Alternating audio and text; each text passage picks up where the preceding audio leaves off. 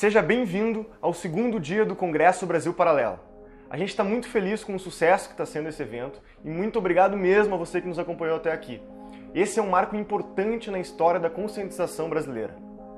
Nossa equipe está dando o máximo para conseguir responder todas as perguntas, que realmente foram muitas nas últimas horas, mas a gente vai continuar nessa missão incansável de responder todos vocês. Hoje você vai assistir gratuitamente o segundo episódio dessa série, que conta com grandes participações de especialistas que vão trazer uma história do Brasil não contada. Lembrando que esse congresso, ou seja, os 5 capítulos, são 100% gratuitos e vão ser lançados de acordo com as datas que estão embaixo desse vídeo. O Brasil Paralelo é uma iniciativa que utiliza 100% do dinheiro privado. Não aceitamos dinheiro público nem de nenhuma lei de incentivo. Para você que quer ajudar a nossa causa, nós criamos um pacote Fundador Conselheiro. Para todos aqueles que querem aprofundar ainda mais esse conhecimento com um conteúdo extra e participar ativamente na fundação da empresa Brasil Paralelo. Caso contrário, aproveite o nosso congresso gratuitamente. Ele foi feito com muito carinho para você. Fique agora com o segundo capítulo dessa série e até breve.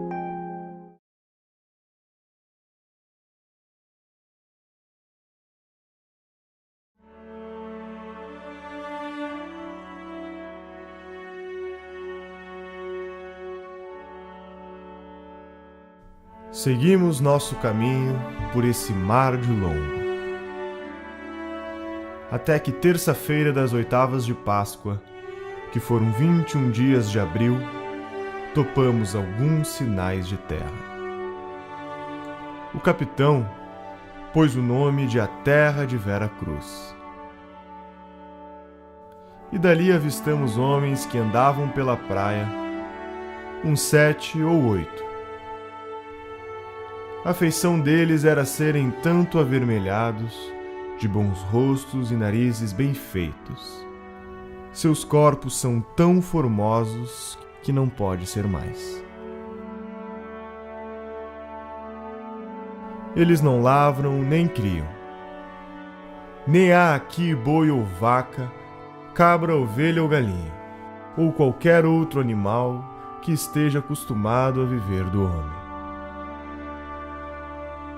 Enquanto ali andavam, dançaram e bailaram, sempre com os nossos, ao som de um tamboril nosso, como se fossem mais amigos nossos do que nós, seus. Até agora, não podemos saber se é ouro ou prata ou outra coisa de metal ou ferro. Águas são muitas, infinitas, e desta maneira dou aqui a vossa alteza conto do que nessa vossa terra vi. Deste porto seguro, da vossa ilha de Vera Cruz, hoje, sexta-feira, 1º dia de maio de 1500, Pero Vaz de Caminha.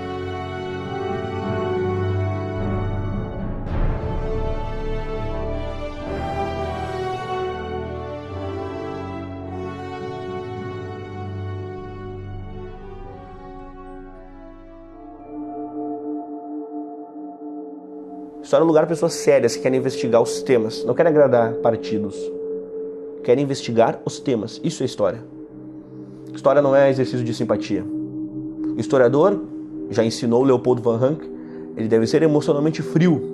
Ele deve olhar a fonte e tratá-la com respeito. Mark Bloch vai dizer, a fonte deve ser interrogada. Encha de perguntas aquele documento, porque não é só no documento que está a história. Ele precisa de perguntas, ele precisa de interpretação. Só que toda interpretação tem um limite. Nós não podemos fazer, como acusou Gilberto Freire, como Marx, que interpretou demais, filtrou demais, foi parcial demais, e com isso fez uma produção que Paul Johnson e o próprio Gilberto Freire citado vão dizer que em muitos momentos é muito mais literatura do que produção sociológica ou filosófica. Há sempre a força do instante. A nossa vida, ela é formada por instantes definitivos até o instante final, que é o instante da morte.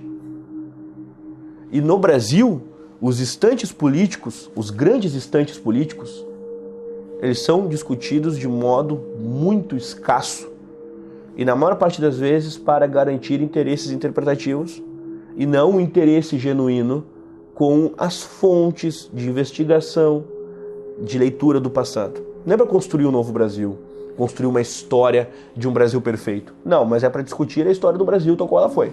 A gente pode pensar assim, além da gente se conhecer nos detalhes, é melhor para isso, melhor para aquilo, não funciona bem nisso, o clima é tal, até o clima influencia na gente, é importante pensar nos valores universais, sim. Digamos, na conversa com os homens de todos os tempos e de todos os lugares. Afinal, existem muito mais pessoas mortas do que vivas. Então, a gente aprender com a humanidade é ouvir os mortos. São estes momentos que formam a nacionalidade. O que é o senso da nacionalidade? É a memória dos grandes feitos realizados em comum, onde todo o povo sente que está participando. É isso que é, vamos dizer, a identidade nacional. Agora, o nacionalismo brasileiro é assim, sempre foi um nacionalismo, primeiro, geográfico e não histórico. Hegel já dizia, a América Latina não tem história, só tem geografia. Então, é um nacionalismo idiota, feito de orgulho do território, como se nós tivéssemos feito o território. As nossas matas, o ouro, os minerais, o petróleo é nosso, a Amazônia é nossa. Quer dizer, é um negócio geográfico. Em segundo lugar, é um nacionalismo ressentido, que não é um nacionalismo, é um anti-americanismo apenas. Então, nós não temos, pelo menos no século XX, não temos uma verdadeira cultura nacionalista que teria que ser feita em torno dos valores nacionais efetivos, condensados nesses momentos em que o povo fez o seu próprio destino. Por que o Brasil é o país do futebol? Porque a gente não para de recordar a história do futebol. A gente está sempre lembrando das Copas, sobretudo a Copa de 70 com Pelé, a gente lembra dos outros, e sempre os nomes circulam, os nomes deles, né? Eu sou de Santos, em Santos tem estátua do Pelé, lá perto da minha casa. Como a gente lembra da história do futebol, cada um torce para um clube, você torce para um time. Você vai memorizar o título dele, o que ele fez no ano tal, quem foram os grandes jogadores. É assim que faz, você vai ter orgulho disso. Não é? Você vai ter que querer o quê? Manter um padrão de antigamente. Não, nós já fomos campeões disso. Te dá um orgulho, uma autoestima, você quer manter aquele padrão. Cadê? O da inteligência, o da moral, o da política, o do heroísmo, o da guerra. Assumiram com todos. Tem o que? O Olga Benário. Fazem filme de Olga Benário. Uma militante comunista, soviética, treinada na Rússia para matar brasileiro aqui, para implantar comunismo. É isso que fazem filme, 2004, se não me engano. A falta de heróis está tão grande assim, a falta de modelos, a falta de arquétipos, de paradigmas? Não está tão grande. Brasil Colônia. Esse processo durou da metade do século XVI até a primeira metade do século XIX, tendo variações geográficas ao longo desses quase 3 séculos de existência.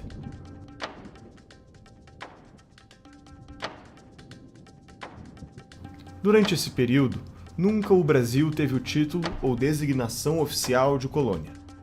Durante o processo de colonização, o Brasil teve apenas 2 designações oficiais: Estado do Brasil e Reino do Brasil. Por que o termo Brasil Colônia é utilizado até hoje com uma conotação de mera exploração? Se o Brasil foi uma colônia, por que ela era mais rica do que os Estados Unidos em seu período colonial? A quem devemos o legado de fundador do Brasil? Qual era o plano? O que deu errado? Entrando nessa ideia do Brasil colonial, abarcando o Brasil colonial, é fundamental, antes de discutirmos se o Brasil foi ou não uma colônia, analisarmos algumas coisas no seu sentido mais pluralizado. Exemplo: índios e não índio. Pegar, por exemplo, um Guarani, um Tupinambá e um Tupi é falar de índios diferentes. Ou seja, há um conjunto cosmológico singular em cada uma dessas culturas. Chega o elemento português aqui. O elemento português apresenta objetos de área comum. Uma fé, uma forma de organização de espaço urbano, apresenta conceitos que hoje nós já nascemos com eles prontos e que nós sabemos o valor que eles têm. Exemplo, vida privada, cotidiano. E eles vão apresentando esses elementos e vão dando uma cara de unidade. E essa cara de unidade, essa consolidação, é que vai possibilitar uma discussão se o Brasil foi ou não uma colônia, já que nós vamos encontrar um processo civilizatório ocorrendo no Brasil, e não apenas uma colônia per si em que a exploração ocorre. O pessoal às vezes fala sobre a extração do ouro e reclama do tempo em que você pagava 1/5 do ouro explorado para a coroa portuguesa. Quem dera se hoje eu pudesse pagar 1/5 de impostos. Não é verdade? Eu pago muito mais e não pago por uma coroa e não recebo em volta. Se o Brasil era uma colônia, por que éramos uma colônia mais rica, por exemplo, do que os Estados Unidos na sua fase colonial?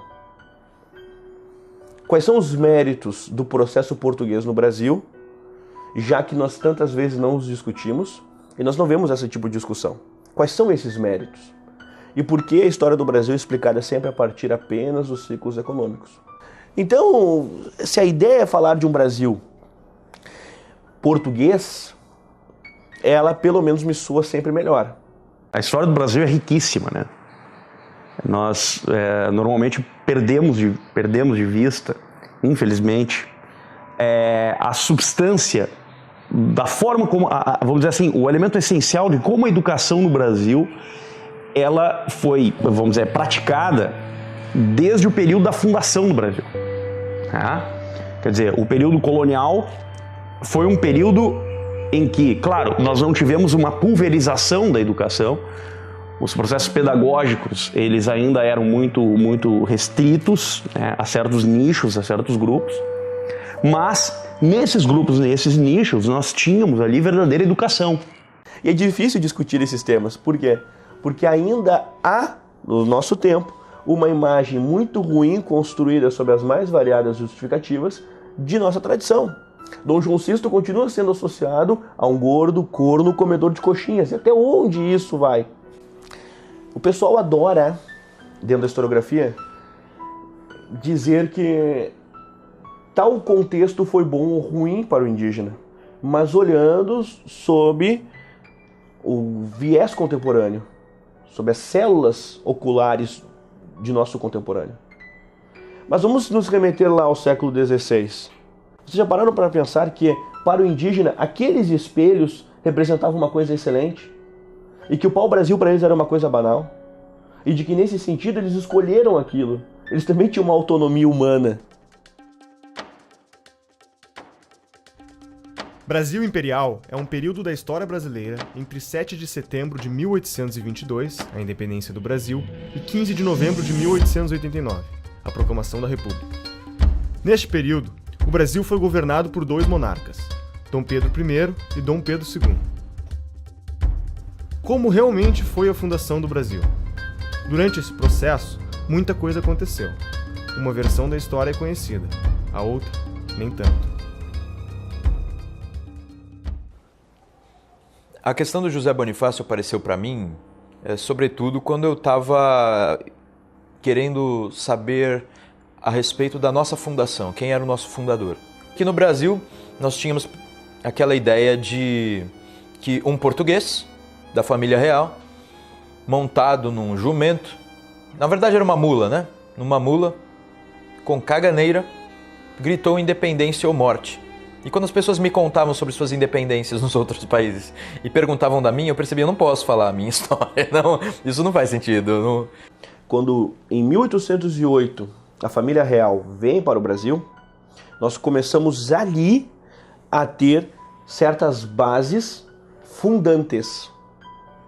E o que são essas bases fundantes?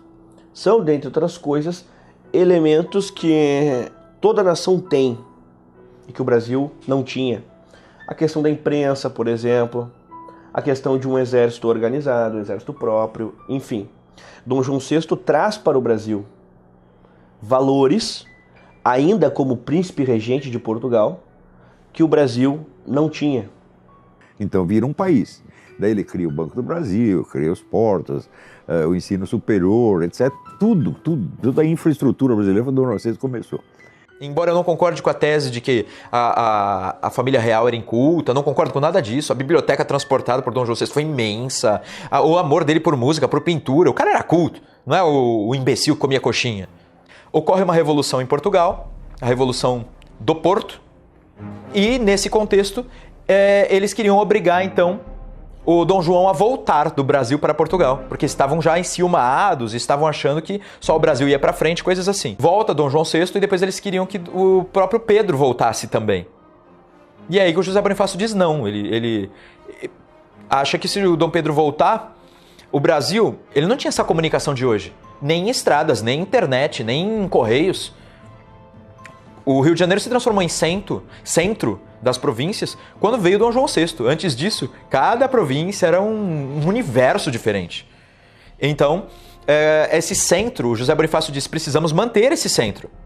Porque é importante, é um centro de intercomunicação, é um centro de administração. Precisamos desenvolver, inclusive, a partir desse centro, uma unidade.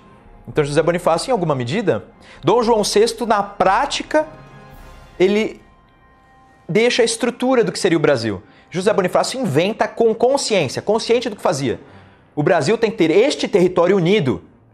E se a gente tiver que dividir as províncias e cada uma delas obedecer só a Lisboa, nós não vamos conseguir essa unidade. O Brasil vai se quebrar. Porque se Portugal errar, o Brasil pode seguir o mesmo caminho revolucionário dos outros povos da América Espanhola, ou da França, dos Estados Unidos, e o Brasil se quebraria em diversas pequenas repúblicas.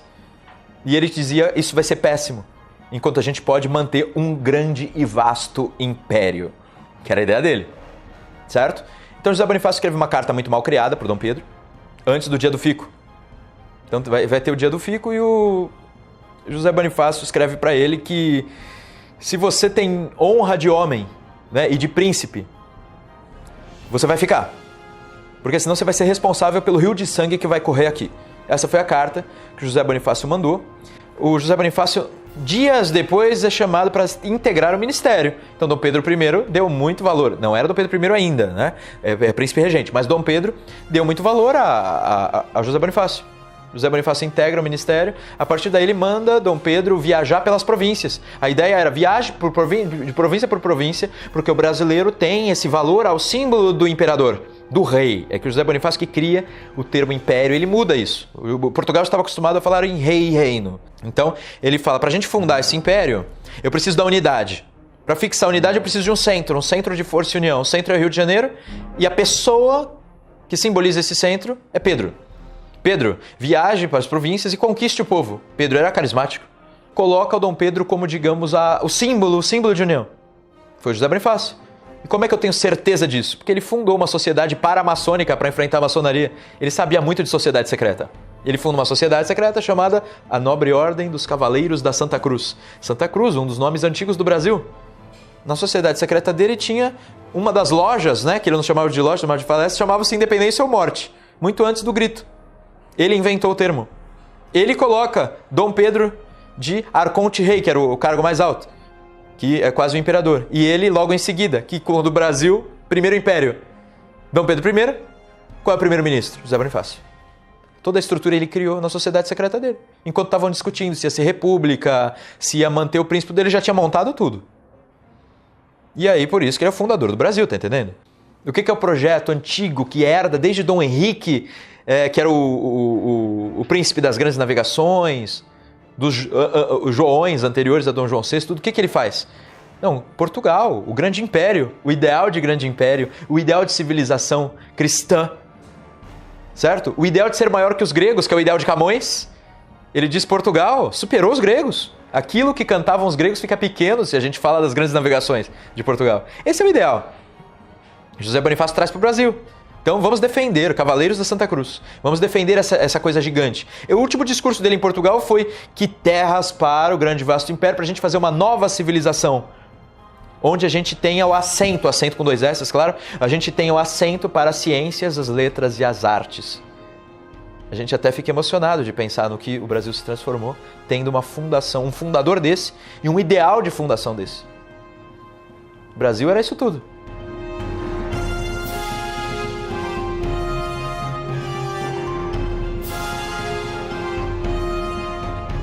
E tudo isso eu digo porque José Bonifácio é o estrategista da independência, estrategista até de guerra, porque ele monta a Marinha do Brasil e diz que o principal elemento era a Marinha. Por quê? Para a guerra não se travar nas casas das pessoas. Vamos travar a guerra no mar. Quando eles estiverem vindo, a gente já os derruba. A Marinha do Brasil é grata a ele até hoje. Então, assim, ele tem a visão total, estratégia de guerra, estratégia de integração nacional por meio do símbolo unificador, a estratégia do Centro de Força e União, que é local também, no Rio de Janeiro, a estratégia diplomática, ele nomeia pessoas especiais para ir para a Inglaterra, para a França, para a Argentina, que não era ainda a Argentina que a gente começa, era a Confederação da Plata e uma série de coisas, para os Estados Unidos, dando ordens, faça isso, faça aquilo, faça aquilo, faça aquilo. Esse é o nosso primeiro império, ele fez tudo isso. Ideia para educação de escolinha. Ele disse método tal para educar crianças.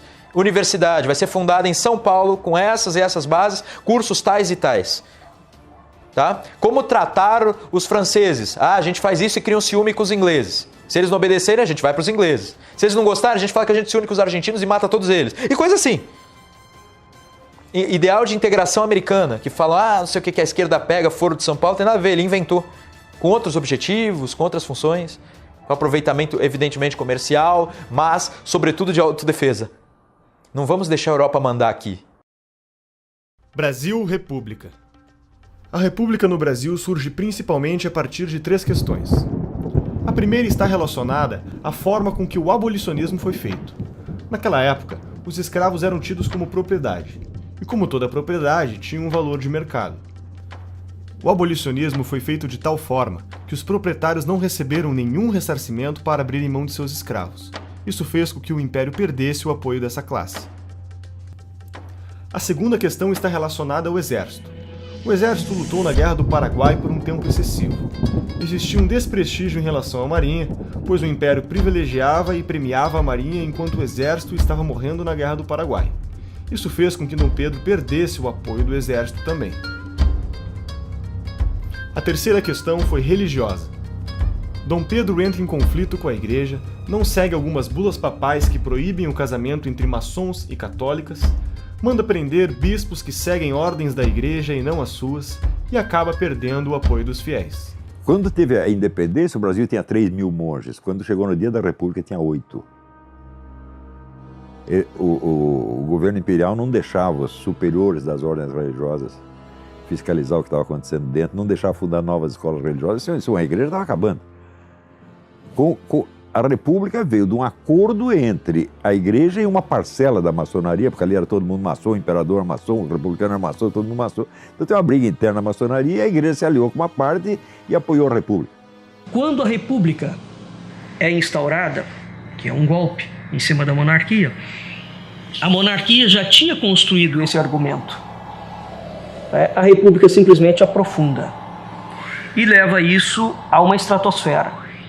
De modo que, desde o momento em que a República, de fato, configurou-se como tal, em 1889, a República nunca permitiu, efetivamente, que o Brasil tivesse alguma identidade cultural. E mais, cunha uma ideia de que o Brasil é o país do futuro. Porque quando você deslegitima a cultura de um povo, aquela cultura pode ser fabricada, ela pode ser construída artificialmente por determinação estatal. Então, toda a trajetória da República Brasileira é a trajetória, entre outras coisas, da construção de uma identidade nacional a partir da esfera do Estado. A unidade, a concentração do poder substitui o senso de identidade nacional, meu Deus do céu. Quer dizer, se não existe uma unidade de sentimento no povo, alguém tem que criar uma unidade artificial e impor. Você esquece tudo que o Brasil foi, toda a sua herança intelectual, a sua herança espiritual, a sua história e coloca outra. Aí você vai colocando a história de um movimento internacional. Pode ser um movimento comunista, mas isso pode acontecer, porque é o que a Olga Benário é parte do movimento comunista. Agora, não é só contra o comunismo que temos que nos aprender a nos defender, é qualquer outra coisa que queira tomar o lugar da verdade, o lugar da história, das nossas características próprias, da nossa voz, do nosso modo de ser no mundo. Qual é o modo de ser brasileiro no mundo? Você dificilmente encontra no Brasil algum político, algum estadista que tenha uma visão integral do Brasil. Geralmente a visão é paroquial, ele vê um pedacinho que é a classe dele, o grupo dele. Como pessoa da esquerda, eu só vejo o seu próprio umbigo. Ninguém procura captar o Brasil inteiro, né? para isso, evidentemente, você não precisa ter viajado o Brasil inteiro. Um pouco de imaginação basta, um pouco de estudo basta, para você entender como é que a pessoa sente. Né? Você vê, por exemplo, você vai no Rio Grande, o Rio Grande tem uma certa consciência histórica. Sabe por que eles têm a consciência histórica? Porque a sua história foi condensada numa grande narrativa épica que é do Érico Veríssimo, O Tempo e o Vento. Então, você não é obra de história, é uma obra de ficção, mas é a epopeia do Rio Grande. Todo gaúcho leu isso e ele tem isso na memória. Então, você vê, até eu, quando ia no Rio Grande, ouvia os caras cantando no Rio Grande, eu mesmo me emocionava, porque eu me sentia participando da história. Agora, tem isso em São Paulo? Tem isso no Rio? Já não tem mais. O Rio tinha, acabou. Hã? Estado nenhum tem esse senso de unidade histórica. Nem em Minas Gerais você encontra muito isso mais. Sobrou só no Rio Grande. Não, a República foi uma palhaçada, desde o início. Ó, você vai lá no Rio de Janeiro, você olha o Paço Imperial, que é onde morava o imperador, e depois você vai olhar o Palácio do Catete. O Paço Imperial, o que é? Uma velha casa de fazenda, onde o imperador morava com toda a modéstia, sem gastar dinheiro público. Fizeram a República, daí os generais, não, vamos comprar um palácio, vamos ser os gostosões. Começaram a gastar dinheiro público, começou a corrupção desgraçada, que no Império não tinha. Tá certo? E o Brasil caminhou de golpe em golpe, de revolução em revolução, e nunca mais estabilizou, não teve 5 anos seguidos de democracia e de ordem, meu Deus do céu. Então você quer saber o que foi a República? Uma bela porcaria. É? E essa outra fase começa com militares no poder. A gente fala de ditadura militar a partir de 64. A gente começa com uma república que é conhecida como República da Espada, do Deodoro, Marechal Deodoro da Fonseca, e o seguinte, Marechal Floriano Peixoto. A gente tem uma República da Espada porque é a República do Exército, é uma ditadura positivista. Nossos 2 primeiros presidentes foram ditadores militares, digamos assim. Então, a Constituição foi feita em 1891, a Constituição já foi desrespeitada pelo 2º presidente da República. A revolta da Armada, a Marinha, lembra que eu disse que o Exército que era republicano, mas a Marinha adorava o Império. Aí a Marinha, vez ou outra, colocava navios de guerra na frente do Rio de Janeiro, dizendo: vou bombardear tudo se você não fizer tal coisa. Aí a revolta da Armada, a famosa revolta da Armada. Começa assim a história da República. E dizem que não teve guerra civil no primeiro momento, mas aí depois tem revolta da Armada, depois tem Canudos, depois tem um monte de coisa. O Brasil precisa formar e reconhecer pessoas capacitadas, e esse reconhecimento de pessoas capacitadas nas diferentes áreas é que é uma possibilidade para que pessoas cresçam. E a política, nesse apanhamento historiográfico de um século XX, em que sai uma coroa, sai uma trindade, entra outra bandeira, outro hino, outro símbolo constitucional, sai esses símbolos constitucionais, entra Vargas, carregando, no seu período, outros símbolos nacionais. Quando nós voltamos à ideia de Deus presente na Constituição, que não é mais o Deus da Trindade, é o Deus laico.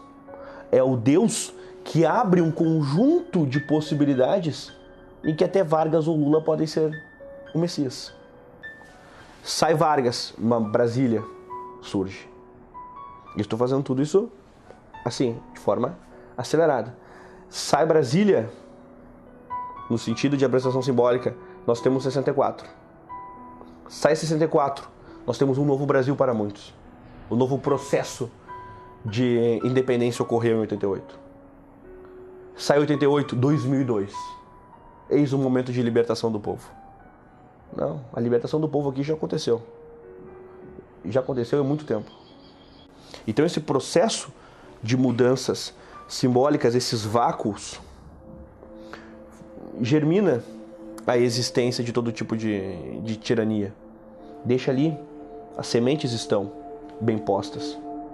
E isso até hoje. O Brasil é uma aberração total. Brasília matou o Brasil. Né? Eu considero o Juscelino Kubitschek uma das maiores bestas quadradas que já houve na história do Brasil. Porque o Rio de Janeiro, ele era a síntese do Brasil. Né? Se você pegar, por exemplo, a literatura brasileira, ela é toda feita de sujeito que saiu do Amazonas, do Ceará, do Rio Grande, foi parar no Rio. E aí no Rio você tinha o diálogo entre as várias culturas do Brasil. Né? Agora mudou para Brasília, criaram lá um tipo de arquitetura que torna uma manifestação popular quase impossível, porque está longe, e os edifícios são dispostos de tal maneira que o povo não tem sequer acesso. Vocês viram isso em março de 2015, não é isso? Agora, se o governo estivesse no Palácio do Catete, ele caía em 24 horas. Tá entendendo? Então criaram uma capital para ser uma ditadura. Existe um livro feito por 2 arquitetos soviéticos, cujo nome não me ocorre agora, são 2 nomes complicados, que chama Cidade Comunista Ideal. É o modelo de Brasília. E foi isso que eles fizeram lá. Quer dizer, você chama um negro comunista para fazer a capital do país. Ele vai fazer o quê? Uma arquitetura comunista, evidentemente. É um falso símbolo nacional. Brasília não condensa nada da nacionalidade. Você vê ali algum sinal da velha arquitetura brasileira? O grande arquiteto que condensa a arte da arquitetura brasileira é o Zanini, não o Niemeyer. O Zanini trabalha com material nacional, aliás, só lida com matérias-primas do local, tá certo? Então, quer dizer, este é o arquiteto que personifica o Brasil. É, claro, existem outros, evidentemente, né? Eu gosto muito do Marcos de Vasconcelos, tem vários arquitetos notáveis, mas o Niemeyer não é um deles, né? A arquitetura de Niemeyer, como a do tal do Vila Nova Artigas, arquitetura comunista, tá certo? Agora, a arquitetura comunista é a arquitetura para um governo centralizador. Agora, quem está no governo não precisa ser os comunistas, foram os militares que ocupam. Eles fizeram a capital e deram para os militares. E daí veio uma ditadura falando, mas vocês fizeram a capital para ser uma capital da ditadura, virou uma ditadura, pô. Regime militar. Esse período durou de 1964 a 1985, época marcada pelos atos institucionais e pelos 5 governos militares. Governo Castelo Branco, Governo Costa e Silva, Governo Emílio Médici, Governo Geisel e Governo Figueiredo. A saída do João Goulart foi precedido também de várias ações. As mulheres nas ruas, em marcha, a Igreja Católica, os padres pregando abertamente que Deus orasse pelo Brasil, Deus abrisse seus olhos para o Brasil e tirasse o governo ali. Toda a mídia, exceto o jornal Última Hora, a OAB, a questão dos empresários também. Por que os empresários? Eles não queriam suas empresas estatizadas. Os produtores rurais. Por que os produtores rurais? Porque eles não queriam ter as suas propriedades confiscadas. Então está todo mundo interessado. Os padres, né, a Igreja Católica, porque nos comunismos não tem religião. Muito pelo contrário, os religiosos são perseguidos. Como Fidel Castro perseguiu os religiosos da raiz, da matriz africana. Ninguém mais aguentava o governo João Goulart, que realmente estava desmantelando o país. Então, fizeram o que foi até então a maior manifestação popular da história e derrubaram o governo com a promessa de fazer novas eleições em 6 meses. Depois de 6 meses, decidiram que era melhor ficar por lá mesmo. E ficaram 20 anos, meu Deus do céu. O que se espera que aconteça? Que eles saiam de lá com grande popularidade? Até que saíram, tiveram popularidade, até o governo Médici, o presidente Médici, do qual se fala tão mal, ele, na última semana de governo, ele tinha 82% de popularidade. Depois, com o Geisel e Figueiredo, a coisa foi caindo. Quando eles saíram, não tinha popularidade nenhuma. Está todo mundo por aqui com eles. E olha, tem um ditado que diz que o hóspede não deve ficar na casa mais de 3 dias, porque no 4º dia já começa a encher a paciência.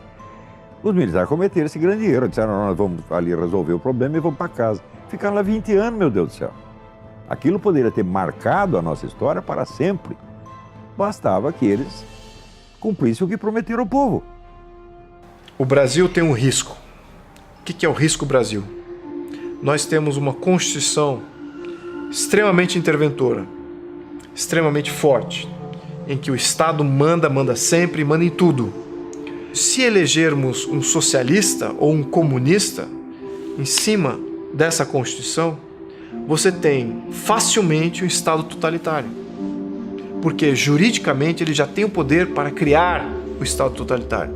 Ele não tem bloqueio nenhum, ele não tem limite nenhum. Ele tem um Estado quase que ilimitado, que ele pode brincar com isso.